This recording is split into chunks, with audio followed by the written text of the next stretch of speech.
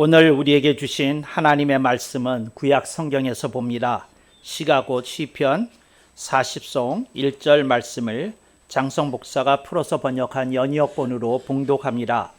내가 야훼 하나님을 기다리고 기다렸더니 귀를 기울이사 나의 부르짖음을 들으셨도다. 아멘. 오늘 우리는 성령님 아래 성경 위에 하나님의 말씀을 듣기를 원합니다. 오늘 여러분들이 주목하실 설교 제목은 2023 계면연의 평자 버티다 지가 되겠습니다. 새누리교회에서 이렇게 하는 2023년의 송년사 설교가 되겠습니다.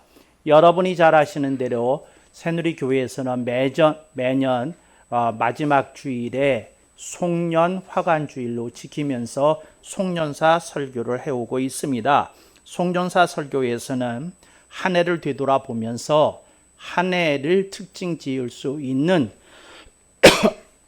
한자의 한자 중에서 한자를 선택해서 그것을 가지고 한 해를 되돌아보는 키워드로 삼게 하려는 뜻이 있습니다. 이건 선비들이 해오던 전통이었는데 이걸 이어받아서 우리 교회도 그 한자에 대해서도 인식을 새롭게 하고 또 하나 이렇게 작은 한 글자 속에 의미를 담게 되면 기억하기가 쉽기 때문에 이렇게 하고 있다 하는 것을 말씀을 드립니다. 여러분들 중에 한자가 어려운 분들은 버티다 지 그냥 이렇게 이해하시면 되는 거다 이렇게 생각하실 수 있기를 바랍니다. 이 지자는 지지할 때의 지자입니다. 버텨준다 하는 말입니다. 여러분들이 인생을 살아갈 때에 어려움이 여러분에게 거대한 쓰나미처럼 덮쳐올 때가 있습니다. 우리들이 최근에 안타깝고 슬픈 소식을 접했습니다. 우리가 아끼고 좋아했던 영화배우 이성균 씨가 불의의 어떤 소용돌이 속에 휘말려서 그가 자신의 판단으로는 이렇게 할 수밖에 없다는 극단적 선택을 하였던 것을 여러분들이 기억하리라고 생각이 되어집니다. 이분은 특별히 이렇게 선한 표정으로 또 깊이 있는 연기력으로 우리들에게 가까이 다가섰던 톱 배우였는데 이렇게 처참한 인생의 정황을 보고 우리들은 어리둥절하고 이런 것들을 인생에서 마주칠 때 어떻게 해석해야 되는지에 대해서 혼란스러운 것이 사실입니다. 그런데 하나님께서 말씀하십니다. 너희들에게 있어야 될 덕목 가운데 하나가 버팀이다, 버티다 지입니다. 인생의 쓰나미가 여러분을 아무리 휘감고 때리더라도 하나님은 절대로 여러분들이 이렇게 무너지지 않기를 기대하고 계시다는 겁니다. 그러니까 무너지지 않기를 기대하고 계시다는 겁니다. 그러니까 여러분들이 무너지지 않는 거, 여러분들이 그런 상황 속에서도 많이 요동치고 혼란스럽고 그리고 고통이 그걸 향하여 다름질 칠지라도 하나님께서는 여러분들이 버티다 지 이렇게 살기를 원하고 계시다 하는 것을 여러분들에게 말씀드리고 싶습니다. 얼마 전에는 조계종에서 가장 강력한 실세라고 여겨지는 자승 스님이 극단적 선택을 했던 것을 우리들이 기억합니다. 불교계에서는 이거를 자화장이라고 미화하였지만 이것이 또 다른 형태의 극단적 선택이면은 틀림이 없습니다. 그래서 종교적으로도 굉장한 경지에 가 있는 분도 어떤 인생의 쓰나미 앞에서는 이렇게 무너질 수 있다 하는 것을 우리들에게 또 보여주고 있는 것이 사실입니다. 그래서 여러분들이 이런 걸 보면서 여기까지 오신 여러분들을 주님의 이름으로 칭찬하고 축복합니다. 잘 버텨주셔서 여러분들이 오늘 이렇게 주일 공동 예배에 참여하고 계신 줄로 분명히 믿습니다. 인생 속에서 사람이 무엇이 가장 고통스러운가요? 하고 물어보는 사람들이 있습니다. 네, 여러분, 이렇습니다. 우리 각자가 다르게 생겼습니다. 우리의 각자가 이 속의 내공이 각자 다릅니다. 그러니까 우리 속에 속사람이 되어져 있는 대로 우리들이 고통을 받는 분야가 각기 다르다 하는 것을 여러분들이 기억하실 수 있기를 바랍니다. 그래서 어떤 사람은 예를 들어서 그 거지의 경우를 그냥 예를 든다면 그 하루 먹을 끼니를 얻지 못하는 것이 가장 큰 고통입니다. 그러니까 그 거지는 그 밥을 빌어서 먹어서 하루하루를 살아가는 건데 그 사람에게 가장 큰 고통은 끼니를 때울 수 없는 그것이 가장 큰 고통일 것입니다. 또 어떤 사업가에게 부채 문제가 걸려 있는데 시한 폭탄처럼 점점 다가오는 그 납기를 앞두고 그가 얼마나 고통스럽겠습니까? 만약에 그에게 이것을 변제할 마땅한 수단이 보이지 않고 있는 상황이라면 그에게는 돈이 가장 큰 문제가 아닐까 싶습니다. 혈기가 왕성한 청춘 남녀에게는 남녀 간의 애정사가 가장 큰 이렇게 고통으로 다가설 때가 있을 것입니다. 저 사람이 나를 싫어한다. 저 사람이 나를 배신했다. 뭐 이런 것들이 정말 인생에 대한 회의와 절망을 많은 젊은이들에게 야기시키고 있는 것도 사실입니다. 또 제가 그 대학원에서 보면 많은 젊은이들이 그 해외 유학을 갔다가 그 교수가 요구하는 논제에 맞추지 못하고 또 제대로 그 학위 논문을 써낼 수 있는 그런 어떤 것이 안 되어서 자신과 자신의 실력과 자신을 향한 주위의 기대에 그냥 이렇게 한꺼번에 그 어떤 복합 감정을 느끼면서 또 스스로 인생을 포기해 버리는 그런 사례도 제가 가끔 봐왔습니다. 그러니까 사람마다 자기가 고통을 느끼는 게 뭐냐 하고 물어보면 시기마다 다르고 사람마다 다르다 이렇게 말씀드릴 수 있겠습니다. 어떤 분이 병치료를 하고 있습니다. 항암 진료를 받고 있습니다. 이분에게 가장 큰 압박은 생명에 대한 두려움일 거고 치료가 과연 성공적으로 이루어질까에 대한 혼란스러움이 있을 것입니다. 그에게 가장 큰 고통은 건강 문제가 아닐까 생각되어집니다. 그래서 오늘 본문 말씀 속에서 하나님은 그러한 모든 사람에게 이렇게 말씀합니다. 뭐라고 말씀하시냐면 내가 야훼 하나님을 기다리고 기다렸더니 귀를 기울이사 나의 부르짖음을 들으셨도다. 이 말이 굉장히 의미심장한 수사입니다. 기다리고 기다렸더니 하는 말입니다. 기다렸다 하는 말은 어떤 문제가 풀려지지 않았는데 내가 백방으로 풀기 위해서 노력했다 하는 말입니다. 이게 기다리고 하는 말의 뜻입니다. 그래서 여러분들이 노력을 해요. 근데 뭘 기다리겠습니까? 문제의 해결을 기다리는 것이지요. 이게 기다리고 이게 그 뜻입니다. 그 다음에 기다렸더니 하는 말은 1차 시한은 넘어갔다는 겁니다. 1차 시한은. 그러니까 1차 시한 또 넘어가고 2차 시한 넘어가고 3차 시한 넘어가고 이제 자꾸 이렇게 되니까 기다렸더니 하는 말은 아직 해결되지 않는 어떤 상태 속에서 겪었을 고통을 암시해 줍니다. 그러니까 여러분들의 인생을 살아갈 때 기다립니다. 그리고 또 기다립니다. 그래서 이 기다림이 거듭됩니다. 그래, 이 고비 넘어가지 않겠어? 기다립니다. 또 그거 어느 정도 이렇게 수습했다고 여겼더니 더 큰 파도가 밀려옵니다. 그것도 어떻게 또 대충 어느 정도 정리됐다고 그랬더니 또 다른 게 옵니다. 이제 이런 상황에 대한 표현이 기다리고 기다렸더니 하는 말입니다. 이게 버티는 겁니다. 문제가 해결될 때까지 기다리는 겁니다. 또 기다리는 겁니다. 여기서 기다림을 그냥 이렇게 생각하시면 안 됩니다. 그냥 기다리는 것으로. 그냥 가만히 서서 그저 하늘에서 무슨 요행이 떨어지기를 기다리는 그런 그림을 보시면 안 됩니다. 산다는 겁니다. 부딪힌다는 겁니다. 쓰라림을 겪는다는 겁니다.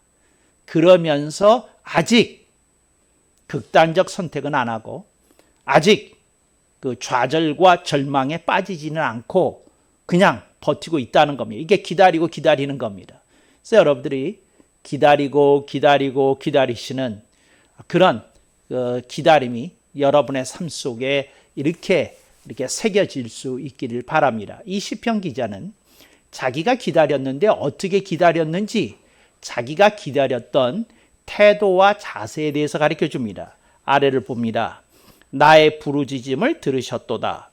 성경에서 특히 그 시편에서 부르짖음이라는 단어가 나오면 이걸 풀어서 번역하면 읽기가 쉽습니다. 그러니까 성경에서 부르짖음이 나왔다. 특히 시편에서 나왔다. 그러면 이걸 간구로 이렇게 바꾸어서 번역해서 읽으시면 뜻이 분명해집니다. 간구했다는 겁니다. 이게 중요한 얘기입니다. 이게 무슨 말이냐면 그냥 울지만 않았다는 겁니다. 하나님께 간절한 기도도 올렸다는 겁니다. 하나님께 매달렸다는 겁니다. 사람에게도 매달렸습니다. 동구하러 하나님께만 매달렸겠습니까? 사람에게도 매달렸을 겁니다. 인맥도 동원해 봤을 겁니다. 은행권도 알아봤을 겁니다. 제2금융권도 찾아가 봤을 것입니다. 그러지 않았겠습니까? 그런데 이 사람이 그것들이 잘 풀리지 않기에 하나님께 부르짖었다. 이렇게 얘기됩니다. 부르짖음에 큰 형님이 계십니다. 아십니까? 아시면 선물 하나 드릴 텐데 부르짖음의 큰 형님의 이름이 울부짖음입니다. 그러니까 뭐냐면 부르짖음은 목소리만 크게 낸 겁니다. 간절하게 피토하면서 얘기한 겁니다. 울부짖음은 눈물이 섞였다는 얘기입니다. 그러니까 오늘 이 속에서 여러분들은 부르짖음과 울부짖음을 함께 만나고 있는 중입니다. 여러분 사람이 울 때에 진정한 삶의 그 어떤 우려냄을 맛볼 수 있습니다. 그러니까 자기 자신이 너무 그렇게 슬퍼서 우는데 그 울 때에 하나님이 그 눈물의 밭을 보신다는 겁니다. 우리들은 성경에서 히스기야 왕의 케이스를 기억합니다. 저는 인생이 시한부라고 하는 통보를 받게 되었을 때에 하나님께 어떻게 했습니까? 부르짖음에 멈추지 않고 울부짖었습니다. 여러분들이 울부짖을 수 있기를 바랍니다. 하나님께 부르짖어야 됩니다. 사람에게 하는 것 별로 효과 없다면 사람에게도 부르짖어야 됩니다. 그러나 하나님께 울부짖을 때 하나님이 그 사람의 정성과 간절함을 보시고 하나님이 은밀하게 그 사람의 눈물을 한번 맛보시고 히스기야에게 하셨듯 응답하시리라고 믿습니다. 그런 과정을 이렇게 표현합니다. 귀를 기울이셨다고 표현합니다. 이 말이 의미 심장한 말입니다. 뭘 기울이셨다는 겁니까? 정황을 귀 기울여 드렸다는 겁니다. 이 2023년에 있었던 정황 가운데서 우리들의 기억이 남는 것이 있습니다. 무슨 말입니까? 우크라이나 전쟁이 지속됐다는 겁니다. 저는 우크라이나 전쟁이 1년 정도면 끝날 것으로 이렇게 예측했습니다. 그러니까 제가 그렇게 예측했던 것의 한 가지 이유는 그 러시아가 1년 이상을 제대로 견딜 수 있겠는가 하는 생각이 하나가 있었고요. 그 다음에 두 번째 생각은 무슨 생각이 있었냐면 유럽이 1년 이상을 견딜 수 있겠나 하는 생각이 있었습니다. 또 미국도 1년 이상을 견딜 수 있겠는가 하는 생각이 있었어요. 그런데 의외로 러시아가 버팁니다. 그리고 요즘에는 의외로 유럽이 균열이 생기고 또 미국에서도 심각한 갈등을 느끼고 있다는 것입니다.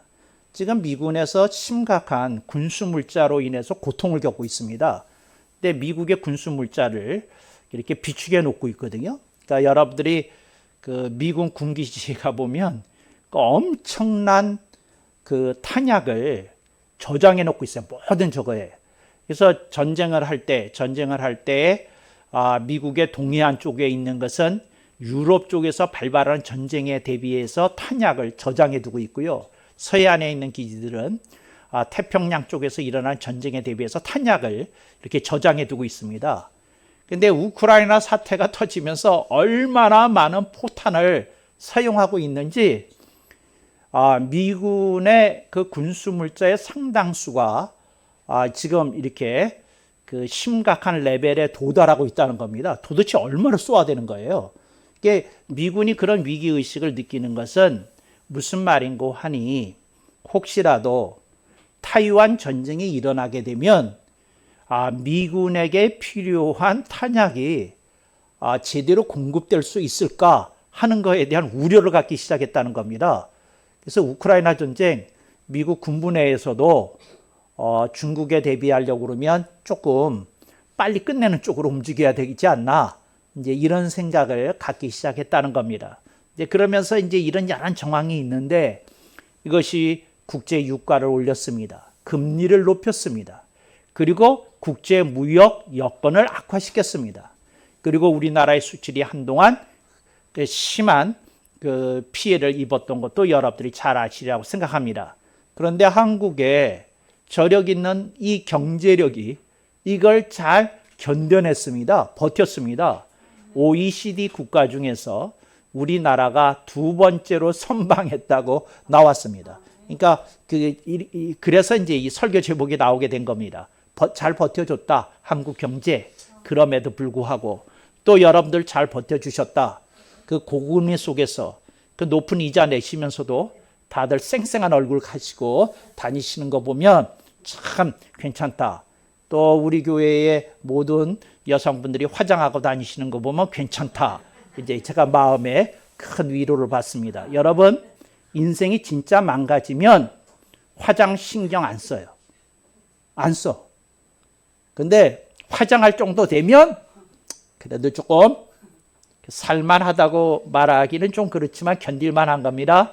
네, 그런 여러분들이 계신 것을 제가 든든하게 생각합니다. 그래서 귀를 기울이서 하는 건 하나님께 이런 여러 가지 것들을 토해내기 시작했다는 겁니다. 하나님 근데 이게 뭡니까? 하마스 전쟁이 다 뭡니까? 우리들이 이제 하나님께 토해내는 사연들이 늘어나기 시작했습니다. 근데 이런 것들에 겸하여 여러분 가정의 상황이 여러 가지가 있지 않습니까? 재정적인 것도 있고 또 자녀 교육적인 것도 있고 또 여러분들도 누적된 피로감이라는 것도 있는 것이고 또 여러분들의 눈에는 왜 그렇게 잘난 놈들과 잘난 년들만 보입니까? 사람 뒤집어 놓게. 근데 그런 사람들과 여러분 자신을 이렇게 비교해 보지 말아야 되는데 비교해 보게 되면 내 인생이 왠지 초라한 것 같아서 그러니까 이 마음속에 쌓여가는 그 우울감을 마음속에 쌓여가는 패배감을 이겨내기가 쉽지 않다는 것입니다. 하나님이 우리들에게 말씀합니다. 2023년을 네가 잘 버텨줘서 감사하다고 말씀한다는 겁니다. 여러분, 우리가 어떻게 버텼나요? 우리가 어떻게 버텼느냐 하면 우리가 두 가지를 받아들이지 않았습니다. 하나는 좌절이고 하나는 절망입니다. 여러분이 평생을 통해서 멀리해야 될 2대 개념이 있다면 저는 그것을 좌절과 절망이라고 생각합니다. 좌절이라는 건 이겁니다. 꺾어진 겁니다. 근데 꺾어진 그 가지가 다시 이렇게 뻗을 수가 없잖아요. 그걸 좌절이라고 그래요. 그러니까 꺾어진 가지입니다. 좌절은 말 그대로. 그런데 여러분들이 꺾어지면 안 됩니다. 인생을 살다 보면 휘는 건 괜찮아요. 그러니까 원하는 방향으로 뻗어가지 못하는 겁니다. 휘는 겁니다. 바깥으로 나가야 되는데 안으로 오그라드는 겁니다. 괜찮습니다. 그렇게라도 견디셔야 됩니다. 무너지면 안 됩니다. 근데 이게 좌절입니다. 이제는 다시는 나에게 다른 기회는 없을 것 같아. 이게 좌절입니다. 근데 그런 생각 갖지 않으셨기에 여러분들이 잘 버텼다고 하는 겁니다. 그래서 여러분들이 어떤 경우에도 좌절은 받아들이면 안 된다는 겁니다.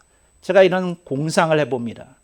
이성균 씨가 어떻게 저랑 전화 통화라도 돼서 제 상황 아시죠? 뉴스를 통해서 목사님 간략하게 3분 안에 저한테 조언해 줄 거 있으면 듣고 싶습니다. 이렇게 전화 통화가 됐다면 제가 얘기할 겁니다. 두 가지만 멀리 하시면 됩니다. 그게 뭡니까? 좌절입니다. 그게 뭡니까? 절망입니다. 좌절과 절망을 받아들이면 안 된다는 겁니다. 그러니까 무슨 말이냐면 절망은 이겁니다. 내 인생에 꽃피는 날은 다시는 안 올 거다 하고 받아들이는 것이 이게 절망입니다. 근데 여러분, 좌절과 절망을 받아들이면 안 됩니다. 여러분들의 인생이 아직도 나아갈 수 있음을, 꽃필 수 있음을 여러분들이 삶을 통해 증명하도록 하나님은 성령님을 통해 우리들을 격려하고 권면하고 계시다는 걸 말씀드리고 싶습니다. 그걸 받아들이면 안 됩니다. 이게 버티는 겁니다. 좌절을 받아들이면 안 됩니다. 또 뭘 받아들이면 안 된다고요? 절망을 받아들이면 안 됩니다. 그런 거 받아들이면 안 된다. 그래서 버텨야 된다 하는 것을 이렇게 여러분들에게 말씀드리고 싶습니다. 두 번째, 잘 버티는 게 뭐냐? 안일과 일탈에 빠지지 않는 겁니다. 여러분, 톱배우였던 것 같아요. 그래서 조금 안일해졌던 것 같아요. 뭐라고 생각했느냐? 나 좀 놀 수 있겠다 이렇게 생각했던 것 같아요. 그래서 그 유혹에 넘어가서 정말 그걸 못했어요. 이성규 씨가 뭘 못했느냐? 내가 좋아하는 말인데, 저는 이 한글 사자성어는 성경에 들어가도 괜찮지 않을까 이렇게 생각해요. 여러분, 한글에 들어가도 되는 사자성어가 이건 들어가도 된다고 생각해요. 그게 뭐냐? 낄끼 빨빠 아세요? 낄 때 끼고 빠질 때 빠져라 이 말입니다. 그러니까 이성규 씨가 낄 때 끼는 건 잘했는데 뭘 잘못했느냐? 빠질 때 빠져야 할 장소에서 빠지지 못했어요. 그래서 검은 손에 어떤 계략에 이렇게 휩싸이게 된 것이다 하는 측면에 대해서 여러분들에게 경고합니다. 그러니까 그게 안 됐다는 거죠. 안일에 빠졌어요. 일탈에 빠졌어요. 조금 놀아도 되겠지, 뭐 이럴 수도 있겠지, 뭐 저럴 수도 있겠지.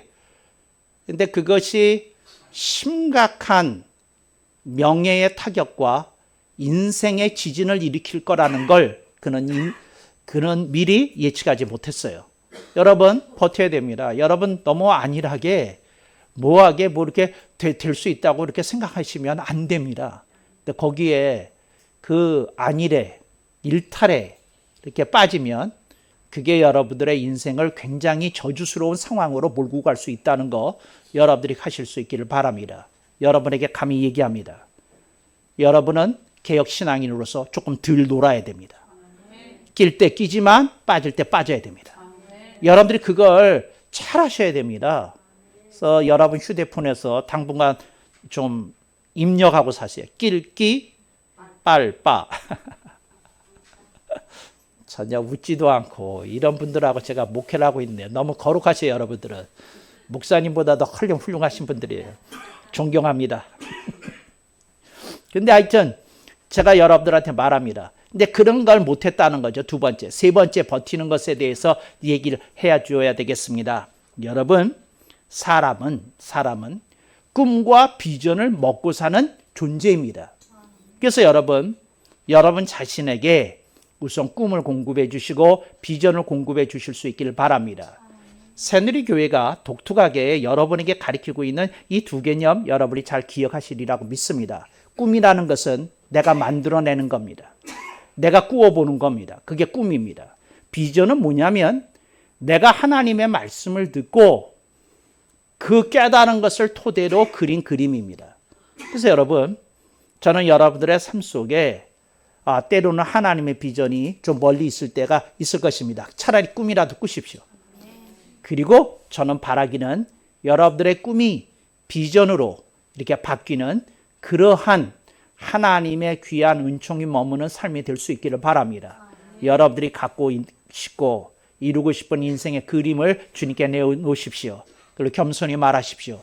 주님, 제가 바라는 꿈은 이것입니다. 그러나 주님, 이 꿈을 주님의 손에 의하여 비전으로 바꾸어 주시옵소서. 여러분들이 그렇게 기도를 드릴 때 하늘의 신비한 체험을 여러분들이 할 것이라고 믿습니다. 요셉이 어렸을 때 꾸었던 꿈은 황당하기 짝이 없습니다. 두 부모와 자기의 11형제가 자기를 향하여 절하는 꿈을 꿉니다. 이게 무슨 말이에요? 이 집안에서 제일 똑똑한 인물이 나고 가장 위대한 인물이 될 사람이 나다고 하는 자의식에서 꾸어지는 꿈이었을 것입니다.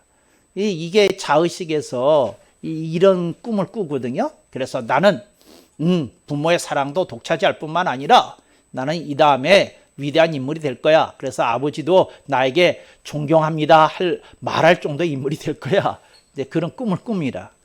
그런데 그가 여러 가지 일들을 겪으면서 그가 겸손해집니다. 그리고 자신의 인생을 이렇게 이끌고 나가시고 자기 인생의 행로의 주제자가 되시는 하나님께 자기의 인생을 의탁해 드립니다. 그랬더니 그것이 애굽에서의 놀라운 성공이라고 하는 비전으로 연결해졌던 것을 여러분들이 기억합니다. 저는 그런 일들이 여러분의 있기를 기대합니다. 요셉처럼 좀 유치한 꿈이라도 좀 꾸십시오. 그래서 여러분들을 이렇게 조금 끌고 나가십시오. 그러면서 여러분들이 거기에 머무르지 말고 하늘의 신비가 여러분들의 인생의 현장에 여러분들의 기도 제목 위에 임하게 하십시오. 그러면 하나님이 여러분들의 인생을 보시고 그래? 네가 그런 꿈을 갖고 있다고? 그래, 그러면 내가 그 꿈을 다듬어서 이런 비전으로 너한테 만들어 주시지. 그래서 그 비전으로 만들어 줍니다. 요셉이 꾸었던 첫 번째 꿈 속에는 하나님이 없었고 요셉이 주인공으로 자리 잡고 있었습니다. 그게 꿈입니다. 내가 주인공이 되어서 그리는 인생의 그림, 그게 꿈입니다. 근데 하나님이 주인공이 되셔서 인생에 대한 그림을 그리면 그것이 비전이라는 겁니다. 요셉에게 그 놀라운 사건이 있었던 것을 기억합니다. 여러분들의 인생을 고통스럽게 지금 바라보고 있을 수 있어요. 제가 묻습니다. 그 그림의 주인공이 누구신데 고민이 되십니까? 대부분의 사람이 인생이 고민스럽다고 말할 때 그 바닥에는 자신의 얼굴을 크게 그리고 있다는 겁니다. 여러분, 여러분의 인생이 중요하고 여러분의 존재가 중요합니다. 그러나 그것이 인생의 정답과 해답은 결코 될 수 없다는 사실을 여러분들이 기억해야 됩니다. 나는 생각해도 정말 명언을 너무 말하는 것 같아. 제가 스스로도 말하면서 감동을 받네요. 정말이에요. 하나님만이 우리들의 인생이 주인공이 되셔야 된다. 네, 그런 생각을 가지고 이렇게 살 수 있기를 바랍니다. 어떤 그 4살짜리 딸내미가 아빠한테 이랬다고 그러죠. 너 이 다음에 꿈이 뭐니? 그랬더니 딸내미가 그래, 아빠처럼 될래? 이랬다는 거예요. 이야, 정말 4살짜리 딸내미에게 그 아빠가 어떤 그림이 그려졌길래 이랬을까? 그래서 아빠가 물었답니다. 너 아빠 뭐가 좋은데? 아빠는 늘 나한테 따뜻하잖아. 사랑을 해주잖아. 선물 사주잖아. 이랬다는 겁니다. 그래서 제가 그 말을 들으면서 이런 생각을 했습니다. 아하, 사람이 따뜻함을 그리워하고 있구나. 사랑을 원하고 있구나. 선물을 원하고 있구나. 이런 생각을 해봅니다. 그러면 제가 여러분에게 묻겠습니다. 여러분들이 향한 하나님의 기대라는 건 뭘까요? 이건 아이가 기대하는 겁니다. 따뜻함, 사랑, 선물. 이거 아이가 기대하는 겁니다. 하나님은 여러분들의 인생을 통하여서 무엇을 기대하고 계시느냐? 이거에 대해서 여러분들이 한번 생각해 보실 수 있길 바랍니다. 여러분들이 따로 생각하실 기회도 있으시겠지만 제가 생각한 하나님이 여러분의 인생을 향해서 이렇게 갖는 기대감에 대해서 말씀을 드리고 싶습니다. 이건 제 생각입니다. 여러분의 생각은 다를 수 있습니다. 그런데 여러분들이 묵상하면서 하나님의 말씀을 상고해 볼 수 있기 바랍니다. 저는 이렇게 생각합니다. 하나님은 우리들이 품고 있는 꿈을 비전으로 바꾸기를 원하신다는 기대감이 있다는 겁니다. 그러니까 하나님은 우리들의 인생에 주인이 되시고 주인공이 되시기를 원하신다는 겁니다. 근데 이걸 여러분들이 기억해야 되겠습니다. 하나님이 나를 넘어설 수 있도록, 나를 이길 수 있도록 우리들의 영과 생각과 마음이 열려져야 됩니다. 우리가 겸손히 무릎을 꿇어야 됩니다. 하나님께 우리들의 인생을 내려놓을 수 있어야 됩니다. 하나님의 위대하심이 우리들의 삶 속에 정말 그 멋진 주인과 주인공의 모습으로 좌정하시도록 우리들이 우리의 공간을, 우리의 영과 생각과 마음을 내어드려야 될 것입니다. 근데 그러지 않으면 그 자리에는 언제나 여러분이 앉아 있을 것이고 여러분들의 영과 생각과 마음이 작동할 겁니다. 근데 그런 인생 속에서는 상당히 많은 혼란의 시기가 이렇게 찾아올 것이고 여러분 한동안 거기에 휩싸이게 될 것이라고 감히 미리 경고해 둡니다. 오늘 우리들이 하나님의 말씀을 듣습니다. 깨닫습니다. 한 해를 정리합니다. 아하, 어려운 일이 있었다. 그러나 하나님은 우리를 붙잡아 주셨다. 여기까지 오셨다. 그 이 하나님을 믿는 이 기쁨, 이 감격, 이것이 우리들의 마음을 이렇게 뜨겁게 해야 됩니다. 그리고 우리들이 일어서야 됩니다. 그리고 새로운 비전을 품어야 됩니다. 그러지? 꿈을 비전으로 바꿔야 되겠지? 그리고 그렇게 나가실 수 있기를 바랍니다. 어떤 사람이든지 간에 고민이 있습니다. 그게 인간입니다. 누가 저한테 그 인간에 대해서 물으면 저는 그렇게 얘기할 겁니다. 고민하는 존재라고. 고민합니다. 고민해요. 내가 여러분에게 묻겠습니다. 여러분들이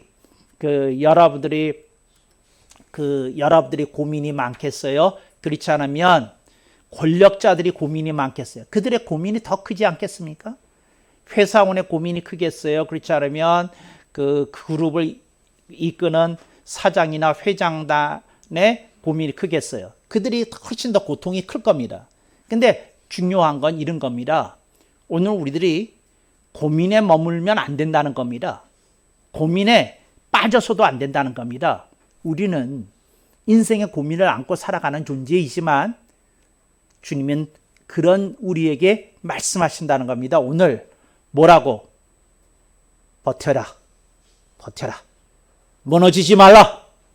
빠지지 말라. 지지 말라. 이렇게 말씀하신다는 겁니다. 2023 계명년을 잘 버틴 여러분들을 축복하며 하나님의 은총이 2024 갑진년에도 이어지기를 주님의 이름으로 축복합니다. 아멘. 억만 번.